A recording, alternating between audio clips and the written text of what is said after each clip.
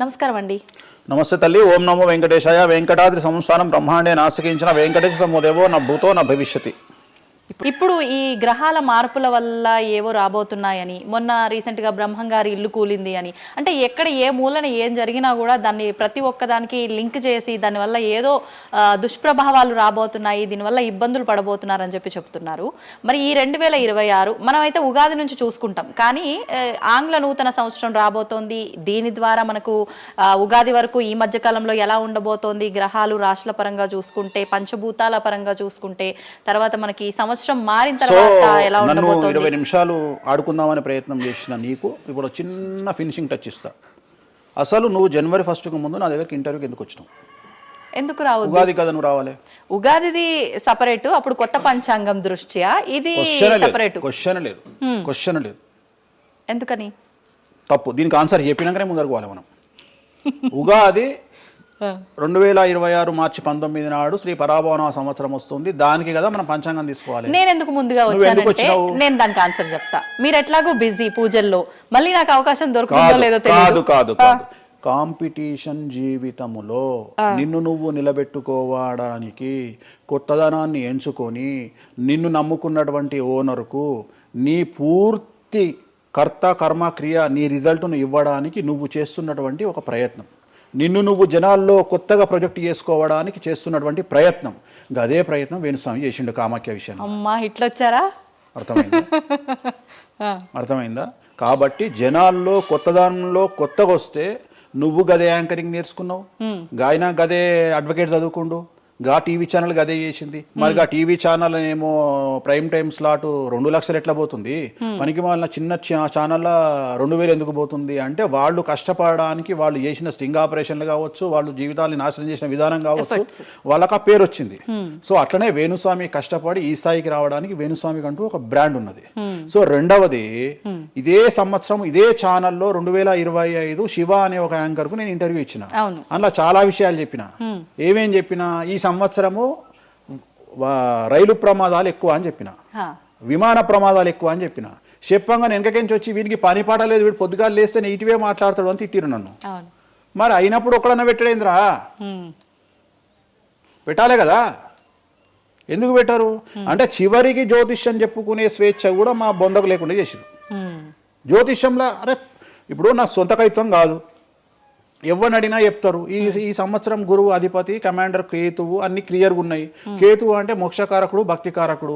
ఈ సంవత్సరం 2026లో ఎక్కడైతే జనాలు గుమిగూడు ఉంటారో అక్కడ ప్రాబ్లమ్స్ వస్తాయి.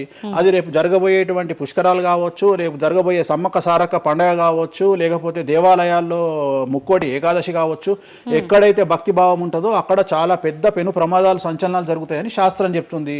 శాస్త్రం చెప్పినప్పుడు ఆ శాస్త్రాన్ని వేణుస్వామి చెప్తున్నాడు.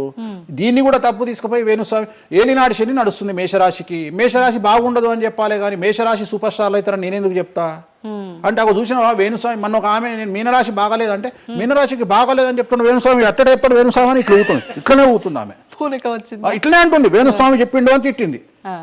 నువ్వు నమ్మవమ్మా, ఆమె అమెరికా నుండి పంచుప్రభాకర్ అని ఒక ఆయన ఉంటాడు, ఆయన తిట్టిండమ్మా ఆ బూతులు భగవంతా నేనైతే తెల్లారి చచ్చిపోతుండే. అంటే వాళ్ళిద్దరికి ఫైటింగ్ జరిగి గదే మీనరాశి అని చెప్తున్నాను నేను. ఆమె మీనరాశి అంట, గదే మీనరాశి అంటున్నాను. అంటే నేను చెప్పేది అదే. నేను చెప్పేది ఫస్ట్ శనీశ్వరుడు కాదు, శనేశ్వరుడు. నెక్స్ట్ సింహరాశి.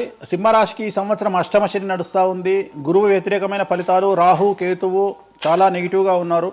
సో ఇంచుమించుగా 4 గ్రహాలు వ్యతిరేకమైన దిశలో ఉన్నాయి. అష్టమ శని అంటే తల్లికి ఆరోగ్యపరమైన ఇబ్బందులు ఉంటాయి, మానసికమైన ఇబ్బందులు ఉంటాయి, శారీరకమైనటువంటి అనారోగ్య సమస్యలు ఉంటాయి, అలాగే ఆర్థికపరమైన ఇబ్బందులు, న్యాయపరమైన చికాకులు ఉంటాయి. జాగ్రత్తగా ఉండండి. నలుపు రంగు దుస్తులకు దూరంగా ఉండండి. విద్యార్థులకు సమస్యలు, ఉద్యోగస్తులకు సమస్యలు, వ్యాపారస్తులకు సమస్యలు, ఈడీ కేసులు, పోలీస్ కేసులు, బ్యూరోక్రాట్స్కు సిబిఐ కేసులు, రైతులకు పంటల దిగుబడిలో నష్టము, కళాకారులకు, క్రీడాకారులకు వాళ్ళ అవకాశాలను ఇతరులు దక్కించుకునేటువంటి అవకాశం కనిపిస్తూ ఉంది. స్త్రీలకు భార్యాభర్తల మధ్యన గొడవలు.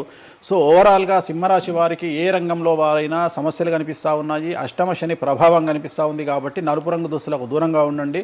తిరునల్లార్ శనీశ్వర ఆలయంలో ప్రత్యేకమైన శని పూజను నిర్వహించుకోవడం ద్వారా సమస్యల నుండి గట్టెక్కుతారు. ఓకే. సో నెక్స్ట్ కన్యారాశి. ఈ సంవత్సరం కన్యారాశి వారికి ఇంచుమించు 75% అనుకూలంగా ఉండబోతా ఉంది. శని, అలాగే కుజుడు, రాహువు, కేతువు, గురువు అనుకూలతల వల్ల చాలా చాలా అనుకూలంగా ఉండబోతా ఉంది. ఒకే ఒక్క సమస్య ఈ సంవత్సరం ఉండేది, భార్యాభర్తల మధ్యన ఈగోలు కానీ క్లాషెస్ కానీ వచ్చే అవకాశం ఉంది. సో కాంప్రమైజ్ అవ్వడానికి ప్రయత్నించండి. భార్య దగ్గర భర్త, భర్త దగ్గర భార్య, కాంప్రమైజ్ అవ్వండి. ఈగోలకు పోవద్దు, జెలస్లకు పోవద్దు. ఆర్థికపరమైన అంశాల్లో జాగ్రత్తగా ఉండండి. విద్యార్థులకు అనుకూలత కనిపిస్తూ ఉంది, రాజకీయ నాయకులకు అనుకూలత కనిపిస్తూ ఉంది, వ్యాపారస్తులకు, కళాకారులకు, క్రీడాకారులకు విశేషమైన యోగం లభించబోతూ ఉంది. న్యాయస్థానాల్లో పనిచేసే వాళ్లకు, న్యాయ సంబంధమైన వృత్తిలో ఉండే వాళ్లకు అనుకూలమైన ఫలితాలు ఉండబోతూ ఉన్నాయి. స్త్రీలకు విశేషించి అనుకూలంగా ఉండబోతూ ఉంది. సో ఈ సంవత్సరం కన్యారాశి వారికి పూర్తిగా అనుకూలమైనటువంటి ఫలితాలు కనిపిస్తూ ఉన్నాయి. వీరు చేయాల్సినటువంటి రెమెడీ, సోమవారం నాడు రుద్రాభిషేకాన్ని శివాలయంలో నిర్వహించండి, సమస్యల నుండి గట్టెక్కుతారు. సో నెక్స్ట్ తులారాశి వారికి షష్టమ స్థానంలో శని కనిపిస్తూ ఉన్నాడు. కాకపోతే గురువు విపరీత రాజయోగాన్ని ఇవ్వబోతా ఉన్నాడు. వీళ్ళకి గురు బలము మరియు దైవ బలం అనుకూలంగా ఉండడం వల్ల మీ జీవితాన్ని కొత్తగా ప్రొజెక్ట్ చేసుకునేటువంటి అవకాశం మీకు దేవుడు కల్పిస్తూ ఉన్నాడు. ముందుకు వెళ్ళే ప్రయత్నం చేయండి. చాలా కొత్తగా మిమ్మల్ని మీరు ఆవిష్కరించుకునే ప్రయత్నం చేయండి. మిమ్మల్ని మీరు కొత్తగా సమాజానికి చూపించుకోండి. దానివల్ల మీ ఆలోచనలు మార్చుకోండి. చాలా గొప్పగా థింక్ చేయండి, గొప్పగా కలలు కనండి, వాటిని సాకారం చేసుకోండి.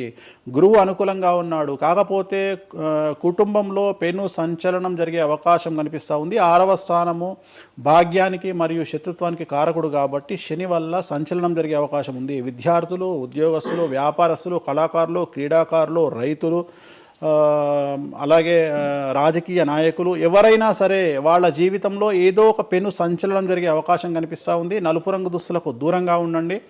తిరునల్లార్ శనీశ్వర ఆలయంలో ప్రత్యేకమైన శని పూజ నిర్వహించడం ద్వారా సమస్యల నుండి బయటపడతారు. నెక్స్ట్ వృశ్చిక రాశి వారికి అర్ధాష్టమ శని వెళ్ళిపోయింది. శని, గురువులు అనుకూలంగా ఉన్నారు. రాహు, కేతువులు అనుకూలంగా ఉన్నారు. కళాకారులు, క్రీడాకారులు, ఉద్యోగస్తులు, విద్యార్థులు, వ్యాపారస్తులు, రైతులు, రాజకీయ నాయకులు, స్త్రీలు, అన్ని రంగాల వారికి పూర్తిగా 100% అనుకూలంగా ఉన్నటువంటి రాశి వృశ్చిక రాశి. పూర్తి స్థాయిలో విశాఖ 4, అనురాధ 1, 2, 3, 4, జ్యేష్ఠ 1, 2, 3, 4, 9 పాదాల వారికి విశేషించి రాజయోగంగా భావించాల్సి ఉంటుంది. మే వరకు విపరీత రాజయోగం కనిపిస్తూ ఉంది. మే తదుపరి కూడా అనుకూలమైన ఫలితాలను పొందుతారు. కాబట్టి వీరికి ఎటువంటి రెమెడీసు, ఎటువంటి పూజలు అవసరం లేదు. చాలా గొప్పగా కళలు కనండి. మీకున్నటువంటి కళలను సాకారం చేసుకోండి. మీకు ఎటువంటి రెమెడీస్ కూడా అవసరం లేదు.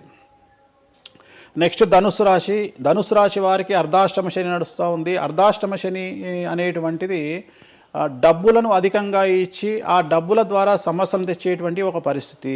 అంటే డబ్బులు లేకపోతేనే సమస్యలు అంటారా? డబ్బులు ఉంటే కూడా సమస్యలు. డబ్బులు ఉన్నప్పుడు వాటిని మనం ఖర్చు చేసే విధానంలో సమస్యలు, వాటిని మనం ఎలా సమాజంలో ఖర్చు పెట్టబోతున్నామనే సమస్యలు ఏర్పడేటువంటి అవకాశం ఉంది. కాబట్టి మీరు ఇన్వెస్ట్మెంట్ చేయడంలో కానీ, అప్పులు ఇవ్వడంలో కానీ, ఎవరికైనా అప్పులు ఇవ్వడంలో కానీ, చిట్టీలు వేయడంలో కానీ, సహాయం చేయబోయేటప్పుడు కానీ జాగ్రత్తలు తీసుకోండి. ఎటువంటి పరిస్థితుల్లోనూ డబ్బులు ఎవరికి ఇవ్వవద్దు.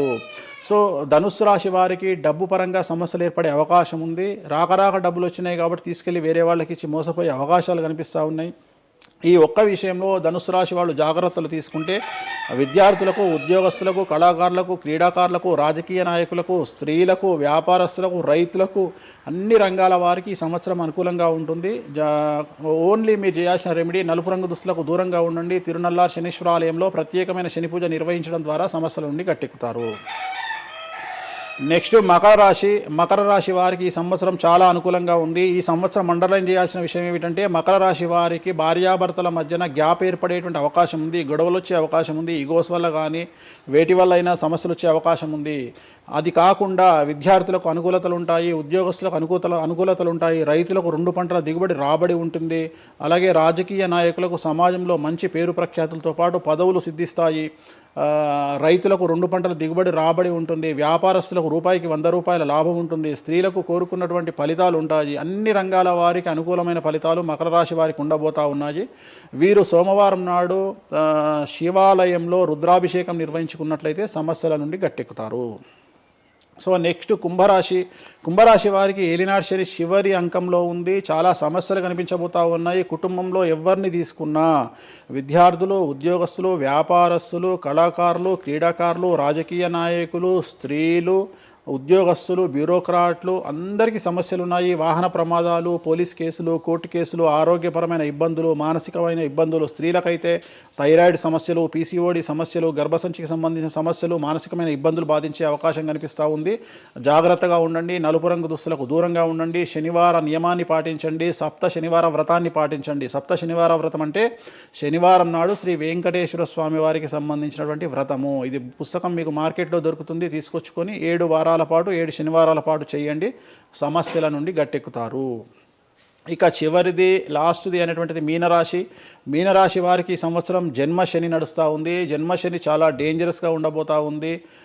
ఏ రంగంలో ఉండే వారికైనా ఈ సంవత్సరం సమస్యలు తప్పవు. ఆర్థికంగా, సామాజికంగా, న్యాయపరంగా, ఆరోగ్యపరంగా, వాహన ప్రమాదాలు అవ్వచ్చు, ఆర్థికపరమైన నష్టాలు అవ్వచ్చు, పోలీస్ కేసులు అవ్వచ్చు, ఇంట్లో తల్లిదండ్రులు ఒకళ్లకు ప్రాణగండాలు అవ్వచ్చు, భార్యాభర్తల మధ్యన గొడవలు అవ్వచ్చు. మరీ ముఖ్యంగా ఈ సంవత్సరం మీనరాశి జాతకులు ఉండేటువంటి ఇళ్లలో మగవాళ్లకు సంపాదన లేకుండా ఖాళీగా ఉండడం వల్ల ఆడవాళ్ళు మాత్రమే సంపాదించి, ఆడవాళ్ళ ఉద్యోగంతో డబ్బులు సంపాదించి, ఆడవాళ్ళ అంటే భార్యల మీదనో, ఆడవాళ్ళ కూతుళ్ళ మీదనో, తల్లి మీదనో బ్రతికేటువంటి పరిస్థితి మగవాళ్ళకు ఉండే అవకాశం ఉంది. కాబట్టి ఈగోలను చంపుకోండి. సో ఆడవారి మీద బ్రతకడానికి సిద్ధపడండి, కష్టపడండి, మానసికంగా సంసిద్ధులుగా ఉండండి. అంటే అలాంటి ఒక కండిషన్ ఈ సంవత్సరం ఉండబోతా ఉంది. ఈ ఒక్క సంవత్సరాన్ని కనుక మీరు దాటగలిగితే మీ జీవితంలో మంచి మంచి మంచి పొజిషన్లకు వెళ్తారు. సో నలుపు రంగు దుస్తులకు దూరంగా ఉండండి, రాత్రిపూట ప్రయాణాలు చేయకండి, వాహన ప్రమాదాలు జరిగే అవకాశం కనిపిస్తూ ఉంది. జన సమూహం ఉన్నటువంటి ప్రాంతాలకు వెళ్ళకండి. సో జాగ్రత్తలు తీసుకోండి, నలుపు రంగు దుస్తులకు దూరంగా ఉండండి. తిరునల్ల శనీశ్వరాలయంలో ప్రత్యేకమైన శని పూజ నిర్వహించడం ద్వారా సమస్యల నుండి బయటపడతారు. ఇప్పుడు ఈ రాశి ఫలాల్ని ఈ మధ్యకాలంలో చాలా మంది ఫాలో అవుతున్నారండి. ఇది అక్షరం అంటే పేరులో మొదటి అక్షరాన్ని బట్టి ఫాలో అవ్వాలా, లేదంటే డేట్ ఆఫ్ బర్త్ బట్టి వచ్చే రాశిని ఫాలో ఇది అవ్వాలా? పేరులో దాని సంబంధం లేదు, డేట్ ఆఫ్ బర్త్ ప్రకారం చూసుకోవాలి. రెండోది ఇది గోచారం, గ్రహచారం వేరు, గోచారం వేరు. ఇది జస్ట్ గోచారం ప్రకారం ఎలాగైతే మనము సౌరమానం ప్రకారము మనం చూసుకుంటామో అలా ఇది ఓన్లీ చాంద్రమానం ప్రకారము మీ నక్షత్రం ప్రకారం చూసుకోవాల్సిందే. మళ్ళీ వ్యక్తిగతమైన జాతకం వేరు. అంటే ఒక 3-4 రాశులు మినహాయించి అన్ని రాశుల వారికి కొంచెం ఇబ్బందికర పరిస్థితులే ఉన్నాయి. దానికి మీరు చెప్పిన రెమెడీస్ చేసుకుంటే సరిపోతుంది. ధన్యవాదాలండి, చాలా చక్కగా వివరించారు. ఓం నమో వెంకటేశాయ.